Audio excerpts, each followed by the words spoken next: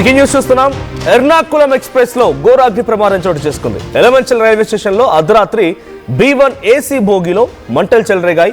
ఈ ప్రమాద సమయంలో 2 బోగీలు పూర్తిగా కూడా కాలిపోయినట్టు తెలుస్తోంది. సో 2 బోగీల్లో 150 మంది ప్యాసింజర్ కూడా ఉన్నారట. ఒకరు సజీవ దహనం అవగా సో మిగిలిన వారంతా కూడా అక్కడ నుంచి కొంత తప్పించుకునే ప్రయత్నం చేశారు. చిన్న చిన్న గాయాలు కూడా అయ్యాయి. సో ప్రజెంట్ మృతుల సంఖ్య 1గా నిర్ధారించారు అధికారులు. ఇక వయస్సులో పెద్ద ఆయన కావడంతో ట్రైన్ నుంచి బయటికి రాలేకనే ఆయన మరణించారు లోపల తెలుస్తోంది. సో మృతుడు విజయవాడకు చెందిన చంద్రశేఖర్ గుర్తించారు. 4 ఫైర్ ఇంజన్లు అక్కడికి చేరుకొని మంటలు నార్పారు. సో రైల్వే స్టేషన్లో ఒక్కసారిగా హడావిడి వాతావరణం నెలకొంది, హైటెన్షన్ నెలకొంది. ఎర్నాకులం ఎక్స్ప్రెస్ సంబంధించినటువంటి రైలు కూడా ఆ స్టేషన్లో నిలిచిపోయింది.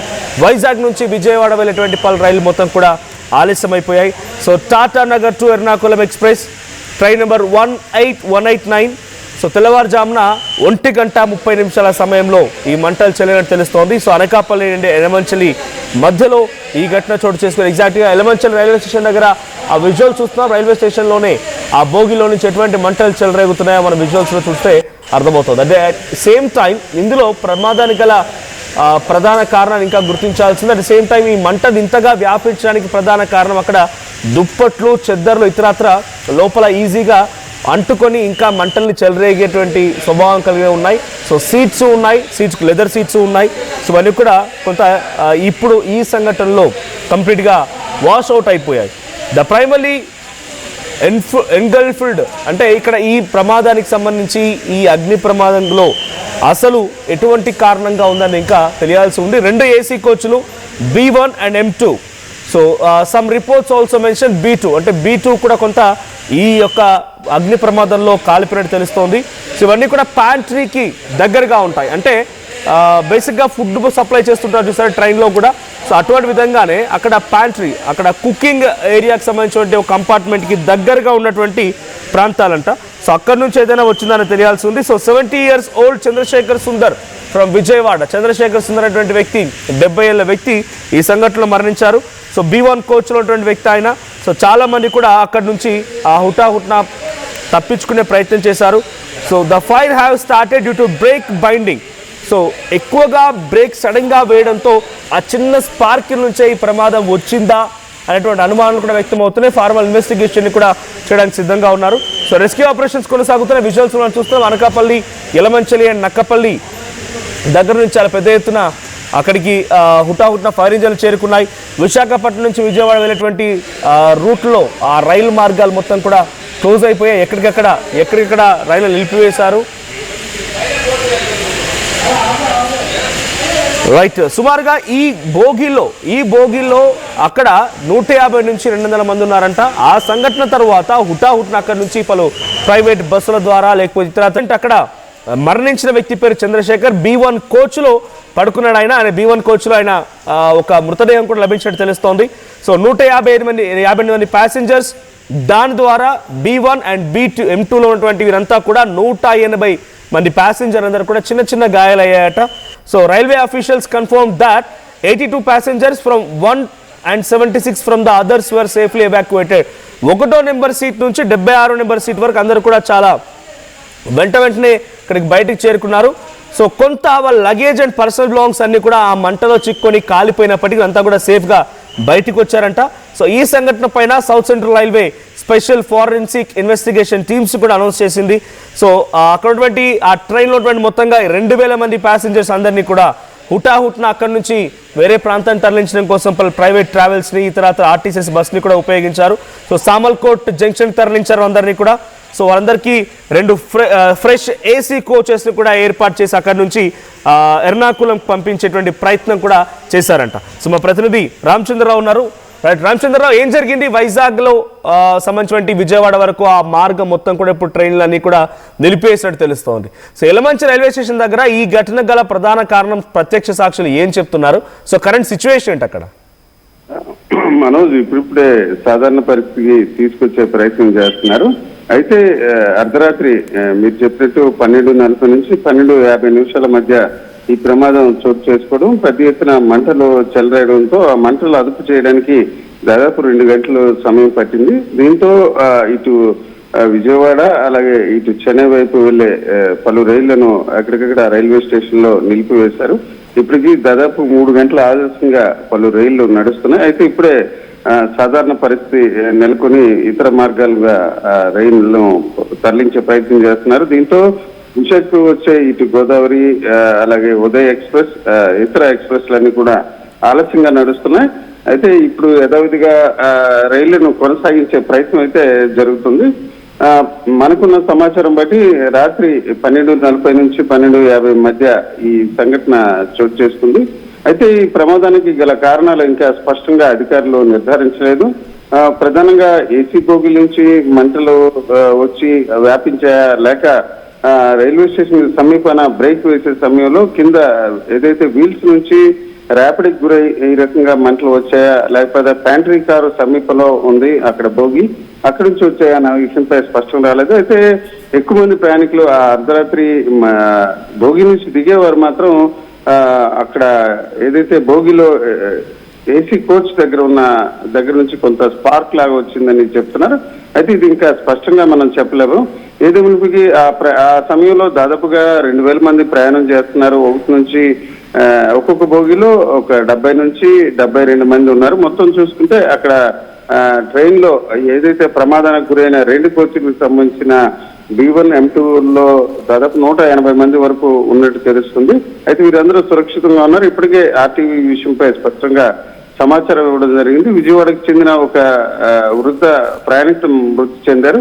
అయితే అందరూ ఒకసారిగా యలమంచిలి రైల్వే స్టేషన్ కి ట్రైన్ చేరుకున్న వెంటనే అప్పటికే ఒక 5 నిమిషాల ముందే మంటలు వస్తున్నాయనే విషయంపై కొంత గందరగోళం నెలకొంది. అలాగే 12:30 దాటిన దశలో కొందరు నిద్రపోతున్నారు, మరి కొందరు కూడా ఏదైతే మొబైల్ చూసుకోవడం ఇట్లా ఉన్న వారందరూ కూడా ఒకసారిగా అప్రమత్తమయ్యారు. వారందరూ కూడా ట్రైన్ ఆగిన వెంటనే కిందకి దూకేయడం దిగిపోవడం అట్లా జరిగింది. అయితే ఊహించిన విధంగా ఆ ఒక్క ప్రయాణికుడు మాత్రం ఉండిపోవడం జరిగింది. ఒక్కసారిగా మంటలు వ్యాపించడంతో అధికారులు అయితే మిగతా బోగీలకు మంటలు వ్యాపించకుండా దాన్ని వేరు చేసే ప్రయత్నంలో ఉండి ఆ విషయాన్ని కొంత మర్చిపోయారు అని మనం చెప్పుకోవచ్చు. అయితే ఒకసారిగా మంటలు వ్యాపించడంతో అందరూ దిగిపోవడంతో ప్రయాణికులు అందరూ దిగిపోయారు, ఖాళీ అయిందన్న భావం కూడా నెలకొనడం వల్ల ఇలా రకంగా జరిగింది. నిజానికి రైలు యలమంచిలి స్టేషన్ కి చేరుకున్న వెంటనే అధికారులు అలాగే మిగతా బోగిల్లో ప్రయాణికులు కూడా అప్రమత్తం అయ్యారు. సామాన్లు తీయడం, వారు వ్యక్తిగతంగా కూడా కొందరు లోపలికి వెళ్లి బయటకు తీసినట్టు కూడా ప్రయాణికులు చెప్తున్నారు. అయితే ఇప్పటికే అక్కడ రామచంద్రరావు 1 నుంచి 76 సీట్ నెంబర్ వరకు మాత్రమే B1 బోగిలో మీరు చెప్తున్నట్టుగా కొంత సేఫ్ గా ఉంది, వాళ్ళు సామాన్లతో బయటకు రాగలిగారు. సో మిగిలినవంతా కూడా వాళ్ళు కొంత ప్రాణాలతో బయటపడడం, తర్వాత చిన్న చిన్న గాయాలవడం అంతా ఓకే, కానీ విలువైనటువంటి సామాగ్రి మొత్తం పూర్తిగా కాలిపోయిందని చెప్తున్నారు. ఒక వ్యక్తి కూడా మరణించాడు, ఒక పెద్ద ఆయన మరణించాడు. ఈ సంఘటన పైన అక్కడ రైల్వే అధికారులు ఏం చెప్తున్నారు, వారికి ఎటువంటి సహాయం చేశారు, వారు ఆల్టర్నేట్గా రూట్స్ ఏర్పాటు చేశారా, తర్వాత అక్కడ వాళ్ళ సామాగ్రికి సంబంధించి మేము విలువైనటువంటి సామాగ్రి కోల్పోయాం, దాంట్లో ఏదైనా ఉండొచ్చు, బంగారం ఉండొచ్చు, సర్టిఫికేట్స్ ఉండొచ్చు, ఫోన్స్, ల్యాప్టాప్స్ ఏదైనా ఉండొచ్చు, వాటి గురించి అధికారులు ఏం చెప్తున్నారు, అక్కడ ప్రయాణికుల ఆవేదన ఏం కనబడుతోంది? వాస్తవానికి ఎక్కువగా సామాగ్రితోనే దిగిపోయారు. ఒకరిద్దరు మినహాయిస్తే ఎక్కువ సామాగ్రి మాత్రం ట్రైన్ దిగి ఒక 2-3 నిమిషాల్లోనే వ్యవహారం జరిగింది. అయితే ఎక్కువ మంది ఇతర సామాగ్రి మినహాయిస్తే పెద్ద విలువైన వస్తువులు కోల్పోయినట్టు ఇప్పుడున్న సమాచారం లేదు. ఎందుకంటే రాత్రి సంఘటన జరిగిన వెంటనే సురక్షితంగా బయటపడ్డామన్న భావంతోనే చాలా మంది ఉన్నారు. ఇది ఒక రకంగా ఒక ఘోర రైలు ప్రమాదం జరిగినట్టే మనం చెప్పుకోవచ్చు. అయితే అదృష్టవశాత్తు ఎవరికి ప్రాణాలు నష్టం జరగకపోవడంతో కొంత, అంటే ఒకరు మినహాయిస్తే ఎక్కువ మందికి ప్రాణాలు నష్టం జరగకపోవడంతో కొంత ప్రజలు ఒక ప్రమాదంలో కూడా కొంత ఉపశమనం భావంతో ఉన్నారు. ప్రధానంగా ఈ రైలు బోగీలు మిగతా బోగీలకు మంటలు వ్యాపించకుండా, అలాగే రైల్వే స్టేషన్ నిప్పు అంటకుండా వాటి మీద ఎక్కువ దృష్టి పెట్టారు. మీరు తెలుసు, అనకాపల్లి, నక్కపల్లి, యలమంచిలి చుట్టుపక్కల ఉన్న ఫైర్ ఇంజిన్లను పెద్ద ఎత్తున తీసుకొచ్చి వెంటనే మంటలను అదుపు చేయడంతో ఒక తీవ్రత తగ్గింది. ప్రస్తుతానికైతే ఈ సామాగ్రి విషయంపై పెద్ద ప్రజల్లో అంటే ప్రయాణికుల్లో ఆందోళన కనిపించట్లేదు.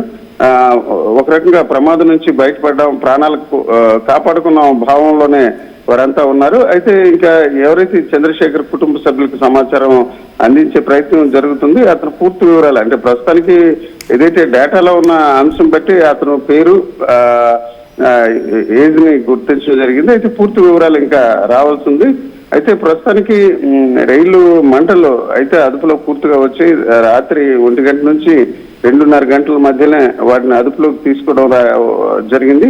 అయితే ఈ ప్రమాదం ఎలా జరిగిందన్న విషయంపై ఇప్పటికే ఫోరెన్సిక్ సిబ్బందిని అక్కడ చేరుకోవడం జరిగింది. అదే ఇతర ప్రాంతాల నుంచి కూడా తప్పించి ప్రమాదం ఎలాగ జరిగిందన్న విషయంపై నిర్ధారణ చేసుకునే ప్రయత్నాలు అయితే జరుగుతున్నాయి. ఇప్పటికే అనకాపల్లి ఎస్పీ కూడా అక్కడ చేరుకున్నారు. Manoj. Right, thank you Ramachandrarao. So మొత్తంగా ఈ ఇన్సిడెంట్కి సంబంధించి పెద్ద ఎత్తున అక్కడ తీవ్ర ఒక హై టెన్షన్ నెలకొంది. సో సుమారు కొన్ని గంటలు పట్టింది అక్కడ మంటలు ఆర్పడానికి. 2 బోగీలు B1 అండ్ M2 2 బోగీలు కూడా ఈ సంఘటనలో పూర్తిగా కాలి బూడిదైపోయాయి. B1 బోగిలో ఉన్నటువంటి చంద్రశేఖర్ అనేటువంటి ఆ 70 ఏళ్ల పెద్ద ఆయన ఇప్పుడు ఈ సంఘటనలో మరణించినట్టు తెలుస్తుంది. మృతదేహాన్ని కూడా గుర్తించారు అధికారులు. సో ఈ సంఘటన పైన అక్కడ ఉన్నటువంటి రైల్వే పోలీస్ అధికారులు మాట్లాడుకొచ్చారు ఆర్టీవీతో. వారు ఏం మాట్లాడారో చూద్దాం.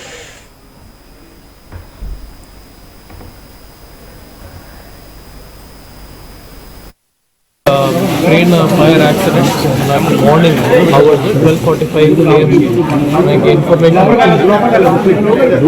ఇది అర్నాకులం ఎక్స్ప్రెస్ టాటా నగర్ టు అర్నాకులం వెళ్తుంది. మధ్యలోనే ఎలా మంచినీళ్ళలోనే స్టాప్ కూడా లేదు. కానీ ఈ ట్రైన్ ఫైర్ యాక్సిడెంట్ జరిగినప్పుడు ఒక వ్యక్తి చైన్ పుల్ చేసిన తర్వాత ఇక్కడ ఎలమంచిలి రైల్వే స్టేషన్లోనే ఈ ట్రైన్స్ మనకి స్టాప్ అయిపోయింది. Main fire origin M2 are B1 మనం ఫిగర్ అవుట్ చేసాము. ఇందులో కాజ్ ఆఫ్ ఫైర్ యాక్సిడెంట్ ఎప్పుడు కూడా మనం అసర్టైన్ చేసుకుంటున్నాము.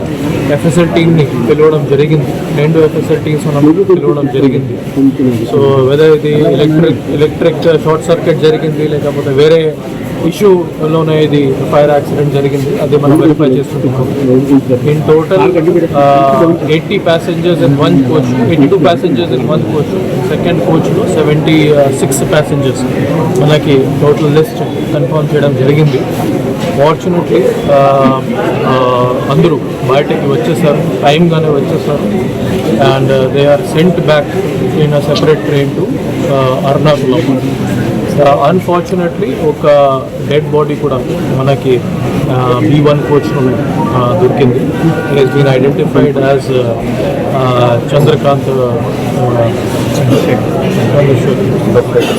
చంద్రశేఖర్ సుందరం. మనకి ఫ్యామిలీ మెంబర్స్కి కూడా ఇన్ఫార్మ్ చేయడం జరిగింది. ప్రెజెంట్లీ దాని మీద ఆటాప్సీ ప్రొసీజర్స్ ఇంకా ఇన్క్వెస్ట్ ప్రొసీడింగ్స్ జరుగుతూ ఉన్నాయి. ఇంకా ఇది 2 కోచెస్ మనం మెయిన్ ట్రైన్ నుంచి సెపరేట్ చేయించాము. Rest of the train already welder and that is on its way to Ernakulam.